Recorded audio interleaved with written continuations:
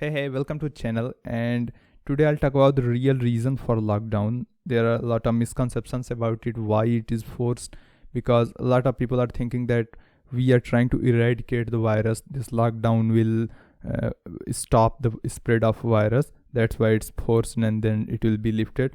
As I told you in my last video, lockdown is not going to be lifted at 4th of May, and it's very obvious. The infection rate is going up every day, and cases are rising and rising. I don't think it's going to be lifted at 4th May. It's not. It doesn't look like a possibility. So what's the real reason of lockdown? So at least the main reason is a big part of why lockdown is forced is to flatten the curve. So what I mean by flatten the curve is uh, not letting a lot of people get infected at the same time, or a lot of people not letting a lot of people overcrowd the hospitals, a lot of infected people, which will basically stall the health services. So what effect it will have, why we want to flatten the curve? So there are two reasons. First is, of course, I told you, overcrowding hospitals, which I will tell you about later. But first, let's see another scenario. So if you can stall the spread of virus for so long that a vaccine comes around, then you can save a lot of people from getting infected. So let's have example. Let's have a thought experiment, or an example. Basically, let's suppose that your population is 1,000 people, and you took strong measures. You only 200 people got infected in 3 months, and let's take 4% fatality rate. 8 people died and 192 recovered. So basically, and vaccine came around after 3 months. So you vaccinated rest of the 800 people. They didn't get infected at all. So basically only 8 people died from whole pandemic, from your population of 1,000 people. So those who got infected, fatality rate in them was 4%. But since not everybody got infected, your fatality rate over entire population got down to 0.8%. 8 out of 1,000, yeah, 0.8%. So that's one scenario. Now let's think about this. If you thought that, since I told you earlier in earlier videos, that it's going to reach everywhere, it's going to reach every area. So if you think like that, okay, it's going to reach everywhere, so why not let it run rampant and get over with it, because it is going to reach everywhere. So let's say you have 1,000 people, you have a population of 1,000 people, all of them got infected in 3 months. So if vaccine comes after that, you got no use for vaccine. So, and also the fatality rate won't stay at 4% if you got 1,000 people infected, because of course no country in the world have health care capacity for their entire population at the same time. So as we saw in Italy and stuff, fatality rate goes up dramatically. So let's take conservative number in that case. Let's say 16%. So 160 people died, and 840 people who recovered. Most of them are now in compromised state. They have some kind of damage to their internal system, especially respiratory system, which now they are seeing in patients who recovered. A lot of them have damage to their respiratory system and lungs and stuff. So you lost 160 people, and lot of people will suffer permanently from the effects of it. Now the downside is, what if vaccine doesn't come out in 3 months, which is most likely case, because experts are saying it will at least take 18 months if vaccine is manufactured right now. If it's ready, only testing and testing and approving will take 18 months. They take multi-round testing on animals, then again multi-round testing on human subjects, then they get approvals and stuff. So it will at least take 18 months. So it won't be soon, at least you can say that. So now countries in which it ran through the population quickly are at advantage, because there are studies on mice and stuff. I think they studies on mice, they are showing that most of them are immune once they get it. And if you look at the human cases too, very few people are out there who are getting it second time. Not a lot of people are getting it after once recovered. So most likely they are those who got it and recovered are more or less immune to it. So those countries would be at advantage who, whose population it ran through. So what will countries like India do then?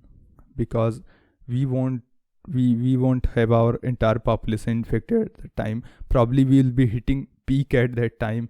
So will we open our economy and markets and stuff? So what we got from lockdown, we only got losses, and we'll opening everything now. So basically we are letting it run rampantly, and at that point we are just giving up.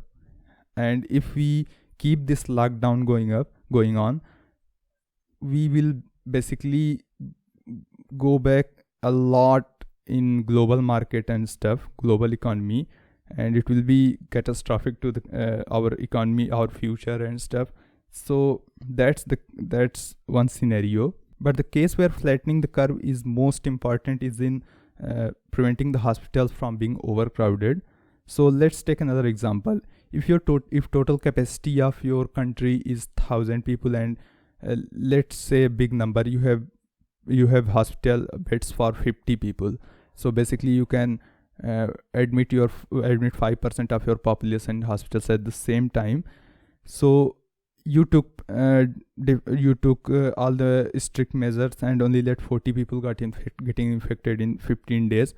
Let's take around 2% of 4% of fatality rate. So let's say 2 people died, 13 of them recovered, and 20 of them have not very little bit of symptoms, not very severe one. So you got 5 people to really take care of, really invest your healthcare facilities in. So you can basically save every one of those 5 people who can be saved. So you are not letting someone die because you can't do anything in that case. Now let's take another scenario. If you let it run through the population, you are saying, okay, it will reach every area, it will reach everywhere. So let's run it rampant at once. Let's not take any economical damage. Let things go on, but let the virus run through the population. Okay, so let's say you got 400 people infected instead of 15 days, and your total capacity of hospitals is 50 beds. So 350 people are more or less on their own with no facilities. So now you got problem, because probably a lot of those 300 people would have lived on without much damage, without much permanent damage to their internal organs, with very little healthcare facilities. But now you have nothing to offer them, so you got problem there. And in those cases, fatality rate just shoots through roof. And I mean, it's well documented in Italy and stuff. They experienced it.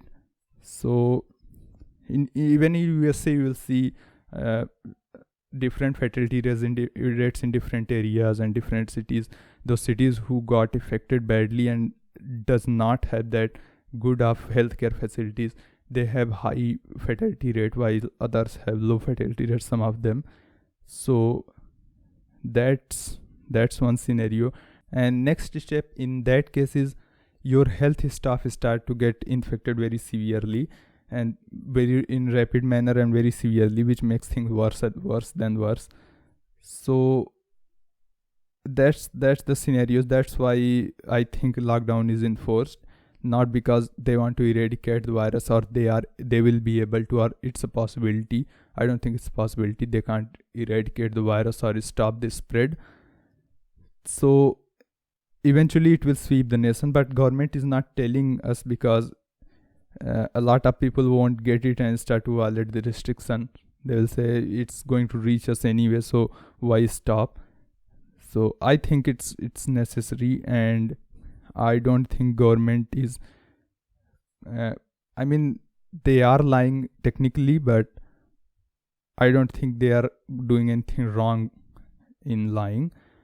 So, and also it's more romantic to tell people that we are fighting to restrict something, restrict a virus or disease. So it makes people comply with the rules, which is at this time very necessary. At normal times, arbitrary regulations of government should not be followed, I'll say, but at this time it's very necessary. And it will be interesting to see what happens with the economy and stuff, because it was showing the signs of recovery, and now it's gone again. But again, world economy is also going down, so how much that will affect, or how much that will balance it out. And I was reading somewhere that Indian economy has lost $100 billion, which is around 7.5 lakh crore rupees. So, and it's in first lockdown period, not in 2.0. The second lockdown, I don't know what will be the numbers, but it will be very interesting to see what happens to the industries, and what happens to the small and medium-sized businesses, because I think they can't survive this if this lockdown goes long enough, which it will go for months. I think I don't think they can survive it. So it will be very interesting what government does for them, or what's possible to do for them. So this was today's video. If you liked it, like it, press like button, and subscribe channel, because I'll be coming up with more videos like this one, and even better one on other topics too. So thanks for watching.